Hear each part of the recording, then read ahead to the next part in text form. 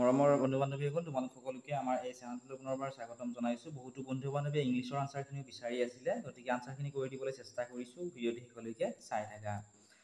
প্ৰথম প্ৰশ্নটো আহিছিলে ইংলিছ পাৰ্টৰ যে the meaning of the word reluctant is RELUCTANT। এই ৱাৰ্ডটোৰ মিনিং সুধিছিলে, গতিকে এই ৱাৰ্ডটোৰ মিনিং হৈছে আনউইলিং অৰ হেছিষ্টেণ্ট। গতিকে অপশ্যন নম্বৰ এত যিহেতু HESISTANT আছে, এইটোৱে হ'ব শুদ্ধ উত্তৰ। ঠিক আছে। Next is question number 17. Read the passage given below and choose the correct option to answer the questions. অর্থাৎ এই পেজটো তোমাক পঢ়িবলৈ দিছিলে, ইয়াৰ পৰা এইখিনিলৈকে এইখিনি তোমালোকে পঢ়ি তলৰ প্ৰশ্নকেইটাৰ উত্তৰ দিবলৈ দিছিলে। এতিয়া আমি যদি প্ৰথম প্ৰশ্নটো চাওঁ, প্ৰশ্নটো দিছিলে যে which of the following best describes the mood at the village market। আমি যেতিয়া এইখিনি পঢ়িলো, পেজটো পঢ়িলো, পঢ়াৰ পিছত আমি গম পালো যে বিজি এণ্ড জয়ফুল হ'ব কাৰেক্ট এনসাৰ। ঠিক আছে, তোমালোকে অলপমান পজ কৰি ল'বা আৰু স্ক্ৰীনশ্বট লৈ তোমালোকে পঢ়িবা। নেক্সট কুৱেশ্যনটি আছিলে which sentence contains an adverb of frequency। এইটো হ'ব অপশ্যন নম্বৰ চি। ঠিক আছে, এইটো হ'ব শুদ্ধ উত্তৰ। ইয়াতে যেহেতু চি ৰিয়েলি ইট সুইটছ আছে, ইয়াতে যেহেতু ৰিয়াৰলি আছে, ৰিয়াৰলি আছে ইজ এন এডভাৰ্ব অফ ফ্ৰিকুৱেঞ্চি। ঠিক আছে, এই যে ৰিয়াৰলি ৱাৰ্ড আছে এইটো হ'ব, গতিকে অপশ্যন নম্বৰ চি হ'ব কাৰেক্ট এনসাৰ। নেক্সট কুৱেশ্যনটো আমি চাওঁ আহাচোন। Question number 19। কুৱেশ্যনটি আছিলে which sentence uses the past perfect tense to make the sentence meaningful। কি কৈছে, which sentence uses the past perfect tense to make the sentence meaningful। গতিকে ইয়াতে শুদ্ধ উত্তৰ কি হ'ব? ইয়াতে কুৱেশ্যন নম্বৰ 19 শুদ্ধ উত্তৰ হ'ব অপশ্যন নম্বৰ বি, কাৰণ ইয়াতে কি আছে, হ্যাড আছে, হয়নে? গতিকে হ্যাড আছে, পাষ্ট পাৰ্টিসিপল হয়, গতিকে পাষ্ট পাৰফেক্ট টেন্স এইটো মিলি যাব, অপশ্যন নম্বৰ বি হ'ব কাৰেক্ট এনসাৰ। ঠিক আছে।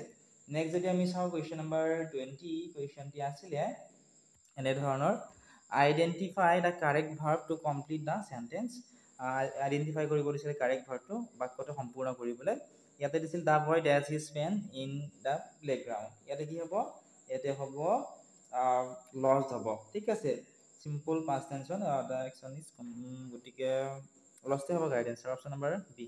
নেক্সট কুৱেশ্যনটো আমি যদি চাওঁ, question number 21, he said I am learning France. The correct form of indirect speech for this sentence is। গতিকে কি কৈছে যে he said I am learning France, the correct form of indirect speech for this sentence is.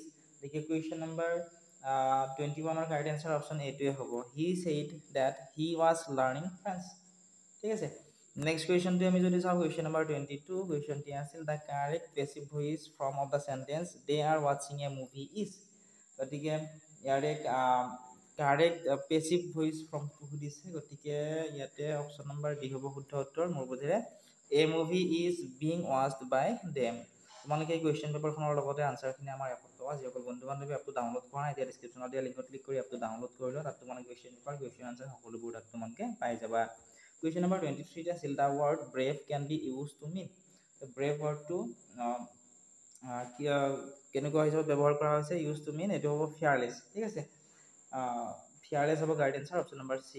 Next question আমি যদি চাওঁ, question number 24, the opposite of the word generous is. এইটো opposite সুধিছে, বিপৰীত শব্দ, এইটো হ'ব চেলফিছ।